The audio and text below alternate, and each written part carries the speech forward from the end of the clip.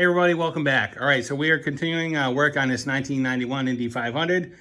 We're calling it Project Blue Balls. For obvious reasons, had a bearing failure on the PTO. It's blue and black. It'll beat you up when you're riding it. So we are calling it Project Blue Balls. All right, so in the last video, we took apart the case and we did a full breakdown on it. And in the meantime, we've gone ahead and cleaned everything up, and basically we're getting ready for reassembly. We're waiting for parts to come in. But what I'm doing at this point, I'm getting ready to remove the bearing on the crankshaft. So we got the crankshaft in a vise, and we are using a bearing splitter or a bearing separator, right? So if you've never used one of these things, it actually works pretty well. It works on the same principles as any other puller. So the way this thing works is, we'll give you a little closer view of the smaller one. Basically, it's a split type of clamp. And then what it does is, you drive it in behind the bearing that you're trying to remove. You tighten these up, and what will happen is, it'll actually start to draw the bearing off the shaft that you're trying to do. And then you just assemble it with the towers and the bridge, and then you tighten it up just like any other puller. So what we're gonna do is, we have it all set up. I have it in the vise to stop it from rotating when I turn the lead screw. So why don't we go ahead, get you in the tripod and see how we do. So my biggest concern at this point is the amount of equalized pulling force being transferred from the outer race to the inner race because of how we lost some of the balls on it. So, but I'm feeling pretty good because the bearing is already starting to separate and move its way down the shaft. So what we're gonna do is, we're just gonna tighten this up. And if you ever use one of these, make sure you grease your threads, and because that's gonna prevent it from galling. And you never ever wanna use an impact with one of these, because if you do, that's the best way to ruin one of them. So all we're gonna do is, we're just gonna tighten this up, and we're gonna see how it goes.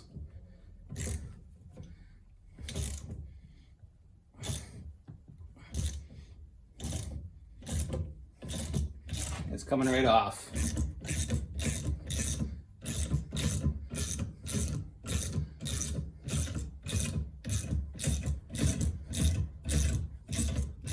So what I noticed was that the lead screw was starting to go into the crank. So I took everything apart and I kind of reset everything. So at this point, I have a bushing in between the lead screw and the crank, and then I have the splitter pretty much right behind the bearing to kind of pull on the inner race. So we're just about off with it. So why don't we go ahead and just continue on.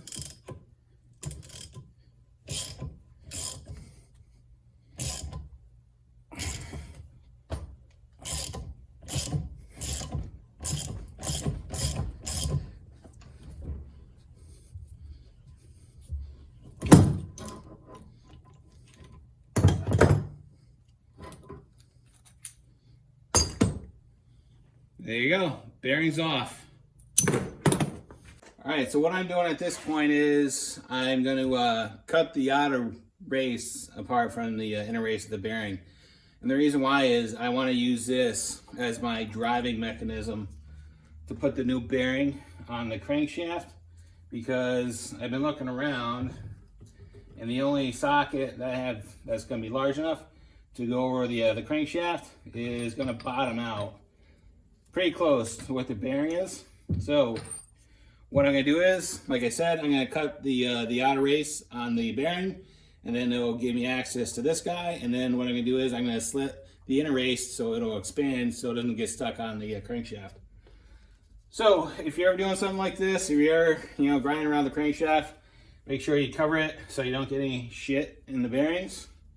You wanna keep that as clean as possible if you can, right?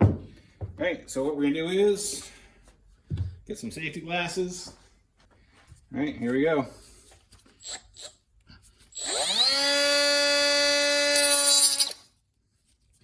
Go the other way.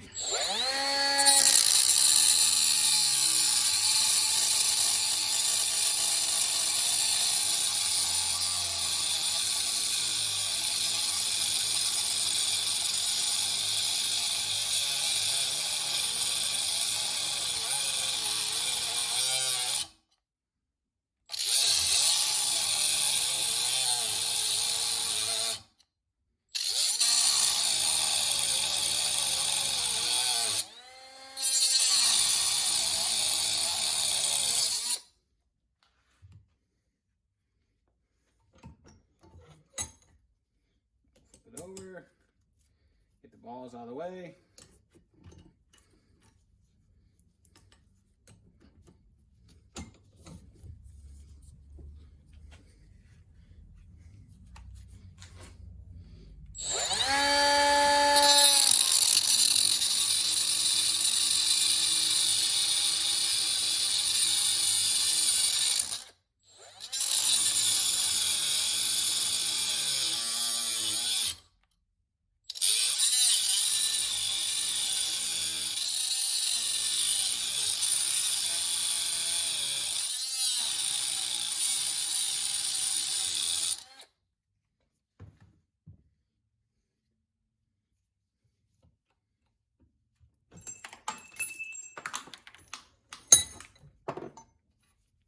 Alright, so now that we have the inner race separated, I'm going to cut this in half. I'm going to make a slit in it.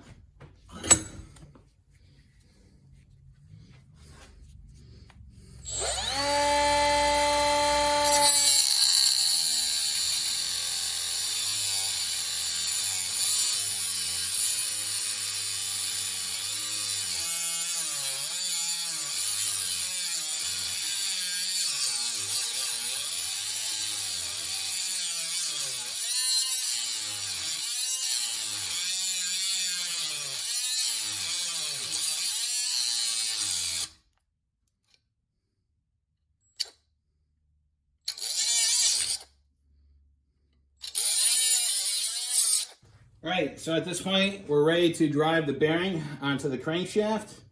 So I just have the bearing on this 12-ton shop press, and I'm just supporting the crank by a couple of steel plates, and basically they're resting up against the bearing that's resting up against the part of the connecting rod. So at this point, we want to make sure everything is nice and clean. Don't forget your spacer if you've taken that off. That's going to go on first.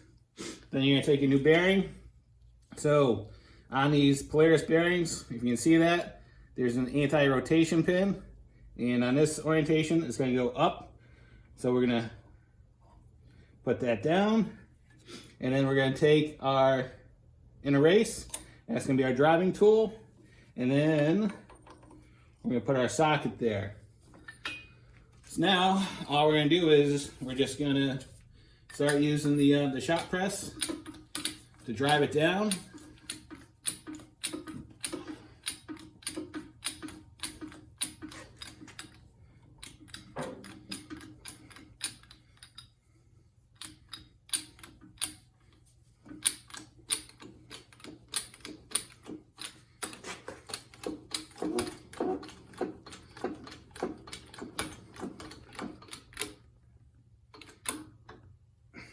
There you go. Now it's installed.